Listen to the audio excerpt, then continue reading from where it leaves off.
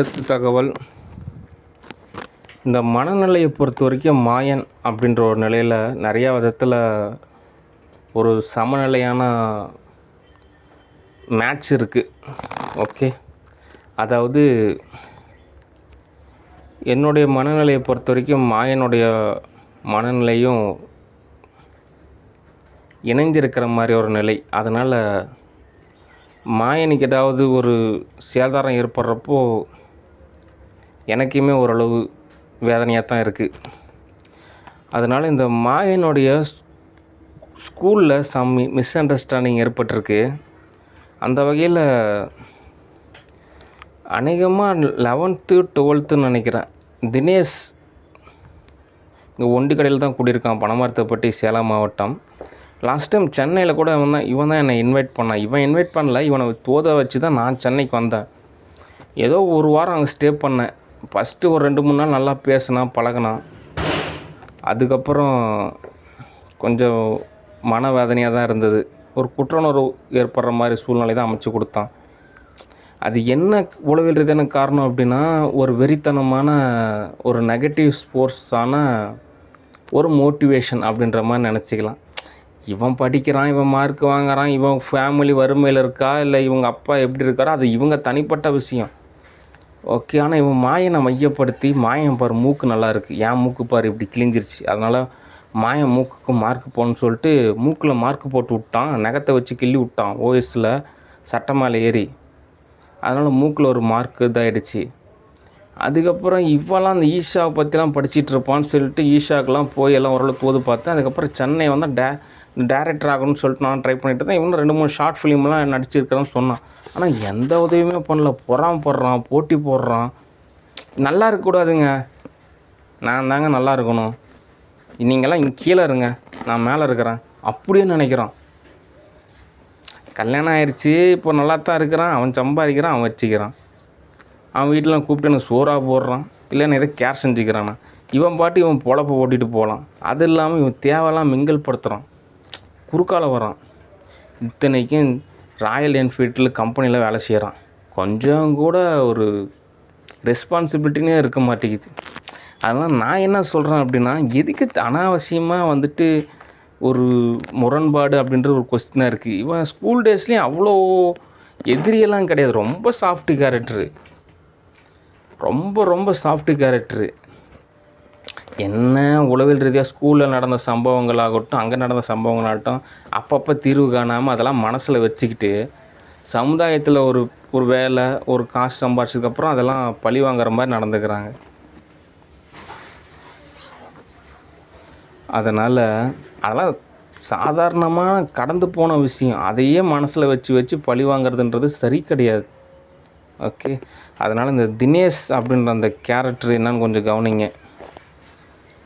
Okay, அடுத்து company discussion. கம்பெனியை பொறுத்த வரைக்கும் என்ன தகவல் அப்படின்னா, இந்த யூடியூப்பில் நடக்கக்கூடிய வீடியோஸ்லாம் பார்த்துட்டு முதலாளி நம்மளை அப்படி பண்ணுறாரு, இப்படி பண்ணுறாரு அப்படிலாம் நினைக்காதீங்க. நான் பேசுகிறது மட்டும்தான் நினைச்சோம். அது ஒரு இணக்கத்துக்கும் ஒரு பாதுகாப்புக்கும் ஓரளவு நம்ம தோது பார்க்குறோம். மற்றபடி பெருசாக வரவு லாபம் அப்படிலாம் ஒன்றும் கிடையாது. எனக்கு ஸ்டூடியோவிலேயும் இந்த என்டர் ஒர்க்கு மட்டும்தான் ஓரளவு கேஷு. மற்ற இடத்துலலாம் அவ்வளோ வருமானம்லாம் கிடையாது. நான் இருக்கிற காசு செலவு பண்ணுற மாதிரி சூழ்நிலை. என்னோடய சூழ்நிலை கொஞ்சம் சரியில்லை. அதனால் ஒரு பாதுகாப்புக்கும் ஒரு டைமிங்க்கும், அது இல்லாமல் நான் நிறைய விஷயம் கற்றுக்கணும்னு நினைக்கிறேன். அதுக்கு தான் கம்பெனியை தோது பார்க்குறேன். ஓகே, அதனால் டோன்ட் மிஸ் அண்டர்ஸ்டாண்டிங். ஓகே, நானே தோதாகிறப்ப கூப்பிடுவேன். ஓகே, அடுத்து ஸ்டூடியோ டிஸ்கஷன். ஸ்டூடியோ பொறுத்த வரைக்கும் என்ன தகவல் அப்படின்னா, ஒரு டைரக்டரை நான் சொல்கிறது தெளிவாக நிதானமாக பொறுமையாக கேட்டுக்குங்க. Actress Nayanthara discussion. ஆக்ட்ரஸ் நயன்தாராவும் இப்போ நானும் ஒரு காரில் போயிட்டுருக்கோம். ஒரு இடம் அந்த உடனே நாங்கள் 2 பேருமே இறங்கினது உடனே, நீங்கள் யாருங்க? நான் ஒரு ஆக்ட்ரஸ் நயன்தாரா. ஓ அப்படியா, சரி நீங்கள் ஒரு 1/2 கிலோ போய் தூக்குங்க, தம்பிள்ஸ் எடுங்க அப்படின்றாங்க. நீங்கள்? நான் டைரக்டர். அப்படிங்களா, சரி ஓகே, நீங்கள் போயிட்டு ஒரு 100 கிலோ தூக்குங்க அப்படின்றாங்க. உடனே எனக்கு ஒரு வியப்பாக இருக்குது. ஏங்க அவங்களுக்கு 1/2 கிலோ தூக்க சொல்கிறீங்க, எனக்கு மட்டும் 100 கிலோ தூக்க சொல்கிறீங்க, ஏங்க அவங்க வேறு நீங்கள் வேறுங்க அப்படின்றாங்க. உடனே நான் ஆக்ட்ரஸ் நயன்தாராட்ட கேட்குறேன், இன்னும் இதெல்லாம் சொல்லவே இல்லை, அதுக்கு தகுந்த மாதிரி நான் வார்ம் அப்பு ட்ரைனிங்காவது எடுத்துருக்கலாம், நீ தான் பெரிய பருப்புன்னு நினச்சி உனக்கு சமமாக எல்லாமே தோது பார்த்தா கடைசியில் நீ என்ன இப்படி கழட்டி விட்டுட்டு இப்படி மாட்டி விட்றிய அப்படின்னு கேட்டால், நான் பார்த்தீங்கன்னா ஒரு பொண்ணு, அதுவும் இல்லாமல் நான் ஒரு நடிகை, எனக்கெலாம் 1/2 kg தூக்க சொல்கிறாங்க, நான் அதை கூட பர்மிஷன் வாங்கி நான் நாளைக்கு கூட தூக்குவேன், இல்லைன்னா நான் தூக்காமல் கூட இருப்பேன், நான் ஆல்ரெடி நான் எடுத்த வீடியோஸ் எல்லாமே நான் காமிச்சேன்னா கூட என்னை விட்டுருவாங்க, ஆனால் உங்களுக்கு அப்படி கிடையாது, அது எனக்கு சம்மந்தம் கிடையாது அப்படின்னு கோர்த்து விட்டுரும். இது 2-3 நாள் முன்னாடி அனுபவித்தேன். அதாவது என்ன தகவல் அப்படின்னா, எர்த்தானது படைக்கப்பட்டிருக்கு, இதில் ஆண் பெண் இருக்குது, ஆண் தான் முதலாவது படைக்கப்பட்டார், அதோட விழா எலும்பெடுத்து பெண்ணை படைக்கப்பட்டாங்க, அதுக்கப்புறம் அவங்க ஒரு கனியை சாப்பிட்டு நிறையா மிஸ் அண்டர்ஸ்டாண்டிங் ஏற்படவும் நிறையா சாபம் பெண்ணுக்கு தான் இருக்குது. ஓகே, ஆண் நிலை அப்படி கிடையாது. அதனால் ஆண் உலகம் வேறு, பெண் உலகம் வேறு அப்படின்றது தான் யதார்த்தமான ஒரு உண்மை. இந்த பூமியானது 2 பேருக்குமே சமந்தான். ஓகே, ஆனால் ஒரு பெண்ணையே தோது பார்த்துட்டு இருந்தோம் அப்படின்னா தோதாகாது. இப்போ உதாரணத்துக்கு ஒரு ஆக்ட்ரஸ் இருக்காங்க, அவங்களுக்கு கோடிக்கணக்கில் சம்பளம் கொடுக்குறாங்க, ஒரு படம் ஹிட் ஆகுதுன்னு நடிக்கிறாங்க, சம்பாதிக்கிறாங்க, இப்படி ஒரு பெண்ணிகளே தோது பார்த்துட்ருக்கோன்னு வச்சுக்கோங்க. அதில் ஒரு அளவுக்கு நமக்கும் ஒரு வசதி இருக்குன்னு ஒரு பெண்ணிகளே தோது பார்த்துட்ருக்கோம். திடீர்னு ஒரு போர் நடந்துச்சுன்னு வச்சுங்க, அப்போ தெரிஞ்சு போயிடும். ஏன்னா ஆண் இருந்தால் தான் போரானது நிர்வகிக்கிறதுன்றது தோதாகும்.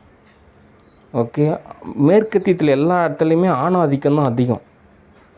ஓகே, அது ஒரு வகையில் நல்லது கூட. இங்கே பெண்ணாதிக்கத்தை அதிகப்படுத்துகிறப்ப திடீர்னு போர் நடந்தாலோ, பொருளாதார வீழ்ச்சி ஏற்பட்டாலோ, இல்லை ஏதாவது ஒரு நிகழ்வுக்கு ஆணை சார்ந்திருக்க வேண்டிய சூழ்நிலை ஏற்படும். அப்போ தான் தெரியும் பெண்ணிகளுக்கு, அடடா காசு பணம் இருந்தாலும் தோதாகாது போல் இருக்கே அப்படின்னு.